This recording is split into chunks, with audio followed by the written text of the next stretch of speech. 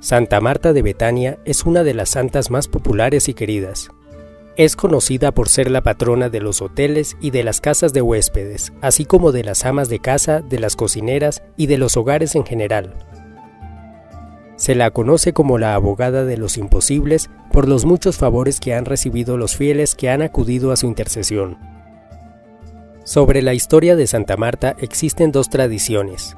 La primera es la tradición bíblica, que se encuentra en los evangelios de San Lucas y San Juan.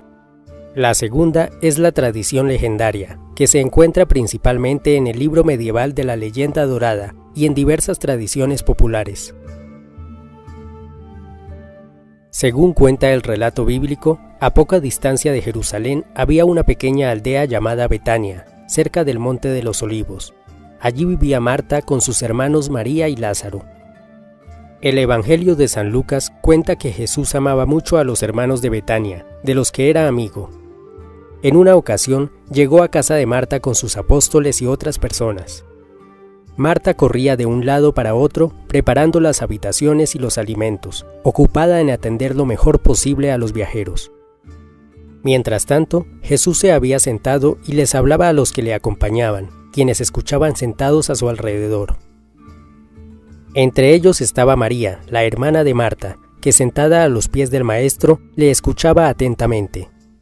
Entonces Marta, un poco molesta, paró lo que estaba haciendo y acercándose a Jesús le dijo: «Señor, ¿cómo te parece que mi hermana me haya dejado a mí sola con todo el oficio de la casa? ¿Por qué no le dices que me ayude un poco en esta tarea?»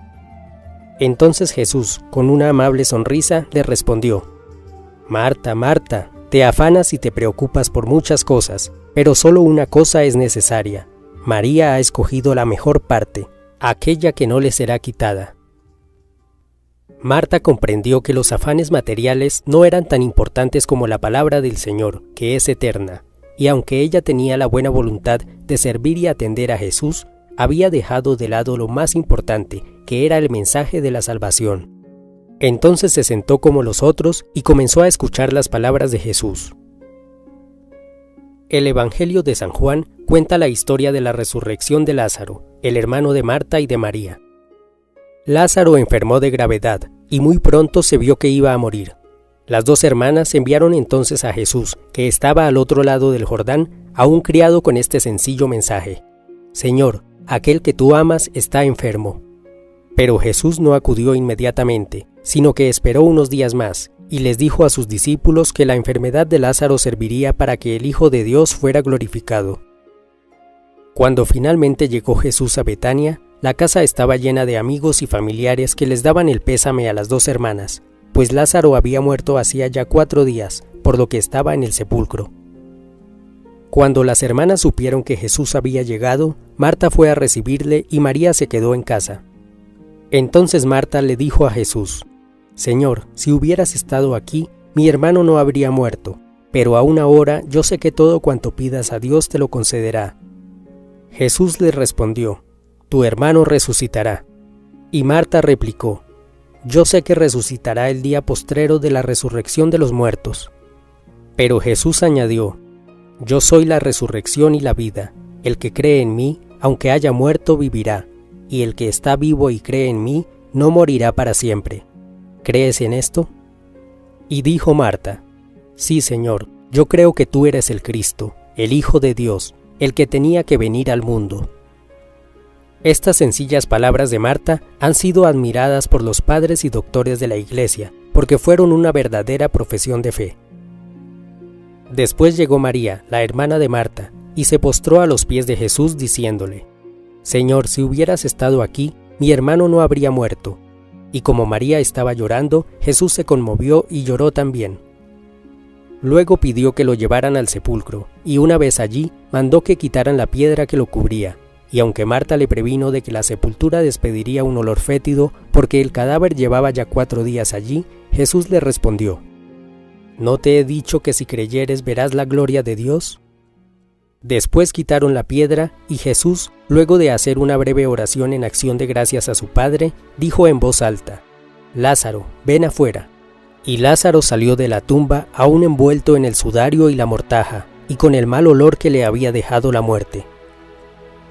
Ese día muchas personas creyeron en Jesús y le siguieron, pero los fariseos y sacerdotes se alarmaron por estas señales, y reunidos en concilio comenzaron a planear la forma de deshacerse de él. Hasta aquí queda dicho lo que cuentan los evangelios sobre Marta de Betania. Además de esto, el Evangelio de San Juan cuenta también que María, su hermana, fue la misma que ungió los pies de Jesús con perfume de nardo, y que luego los secó con sus propios cabellos durante una cena en Betania. Algunos historiadores especulan que esta María pudo ser la misma María Magdalena, aunque este es un asunto sobre el que no existe un claro consenso.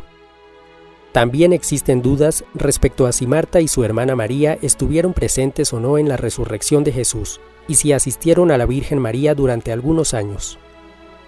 Sean cuales sean las respuestas a estos detalles, lo importante es que Santa Marta demostró ser un gran ejemplo de fe, pues creyó en Jesús como Señor y Salvador del mundo, dejando de lado sus dudas, aun cuando hubiera podido no creer, como hicieron muchos otros que fueron indiferentes u hostiles al llamado de Jesús. La vida de Marta también es ejemplo de servicio y laboriosidad, pues ansiaba que los demás estuviesen cómodos y bien servidos, pero también es ejemplo de la enmienda de los propios errores, pues reconoció que sus pequeños afanes y orgullos no eran nada si se los comparaba con el privilegio de poder escuchar la palabra del Señor. La segunda tradición sobre la vida de Marta es la tradición legendaria. En algunos sectores del cristianismo ortodoxo se afirma que luego del martirio de San Esteban, durante la primera persecución contra los cristianos en Jerusalén, Marta y sus hermanos huyeron y se refugiaron en la isla de Chipre, donde Lázaro habría sido el primer obispo de la localidad. Allí habrían muerto los tres muchos años después. Por otra parte, una tradición latina basada en la famosa leyenda dorada afirma que luego de la resurrección de Jesús, Marta y sus hermanos viajaron junto con José de Arimatea, María Magdalena, una muchacha llamada Sara y muchos otros cristianos hasta Egipto. Después de permanecer un tiempo en Egipto, se embarcaron hacia Marsella, en la provincia romana de las Galias, en la actual Francia, y se establecieron en la región de la Provenza, probablemente en la ciudad de Aviñón, donde supuestamente su familia tenía algunas propiedades. Otras versiones afirman que este grupo de cristianos llegaron a las playas de la actual Francia expulsados en una barca sin velas y socorridos por la divina providencia. De acuerdo con las leyendas francesas, Marta y los demás cristianos que hicieron este viaje habrían sido los primeros evangelizadores de Francia.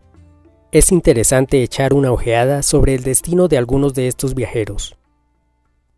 Lázaro se habría establecido en Marsella, donde se conservan sus reliquias, mientras que Marta y María se establecieron en una pequeña aldea llamada Tarascón, donde habrían fundado un convento de mujeres vírgenes. Sobre el destino de María Magdalena y de la pequeña Sara existen muchas leyendas. Se sabe que Sara fue venerada por los gitanos de la región, aunque hay versiones que afirman que la Sara de los gitanos no es la misma que vino con María Magdalena. De José de Arimatea se dice que junto con su familia partió para la Britania romana, llegando a establecerse en Glastonbury. Allí fundó una abadía en la que fue resguardado el Santo Grial, y fue entonces cuando se comenzó a celebrar la famosa ceremonia del Grial, en torno a una tabla redonda. En dicha ceremonia se administraba la comunión y tenían lugar algunos hechos misteriosos y maravillosos. El Grial era fuente de alegría y bienestar para los fieles, y de desdichas y dolores para los incrédulos e impíos. También se cree que la lanza de Longinos pudo estar junto con el Grial en aquella abadía. Las antiguas leyendas británicas cuentan que José de Arimatea y algunos de sus familiares fueron los primeros guardianes del Grial.